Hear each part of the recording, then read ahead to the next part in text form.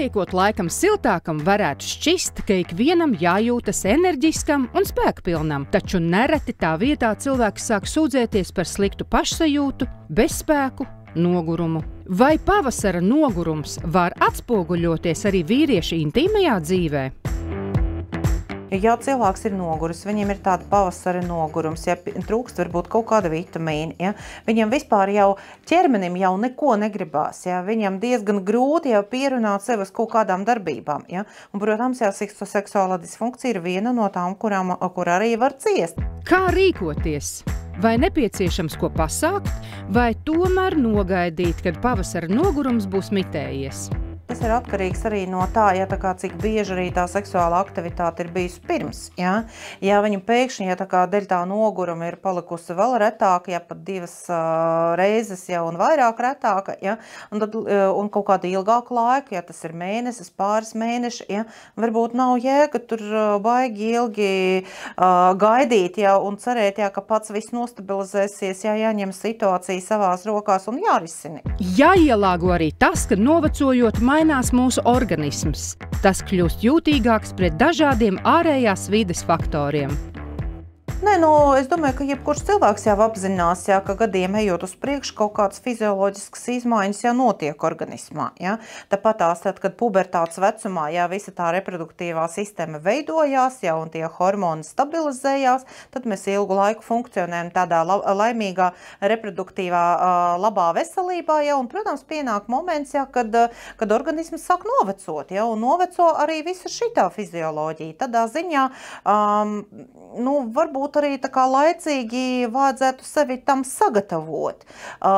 Bet ir daži cilvēki, ja, kuriem grūti pieņemt ja, to fizioloģisko novecošanos. Ja, bet tādā ziņā, ja tu spēj viņiem pastāstīt, ka mūsdienās ja, mēs spējam uzlabot cilvēka dzīves kvalitāti arī šajos posmos, ja, tas varbūt viņam ja, tā kā psiholoģiski mierīgāk ļauj pārvarēt ja, šīs grūtības, ja, kas tajā vecumā rodās. Vīrieša priekšdziedzera darbība ir cieši saistīta ar potenci un visa organisma kopējo vitalitāti. Ir 3 būtiskas lietas mana skatījumā. Pirmkārtam ir jau tie kaitīgi ieradumi, protams, tie būtu jāatmet pēc iespējas. Ja. Jādzīvo aktīva dzīvē, varbūt ir jāapsver iespēja nodarboties ar kādu sporta veidu. Un 3. ir jārūpējas par sevi, jādod organismu tas labākais, kas ir pārbaudīts, kas ir drošs. Tāds pats variants ir RED 3. RED 3 ir ražots Šveicē. Ja. Tam ir augsta kvalitāte. Šis produkts ir pieejams tieši tāda pati forma visā Eiropā. Tas ir domāts potencijai, vitalitātei un enerģijai. Bet tieši tā arī ir. Tur ir 3 būtiskas sastāvdaļas. Un pirmā no tām ir Afrikas pigēja. Šīs rūpēs tieši par prostatu, kas katram vīrietim tomēr ir svarīgi.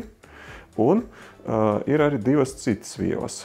Ir maka, kas atbild arī par seksuālām vēlmēm. Šis ir tāds kā dabisks afrodiziāks.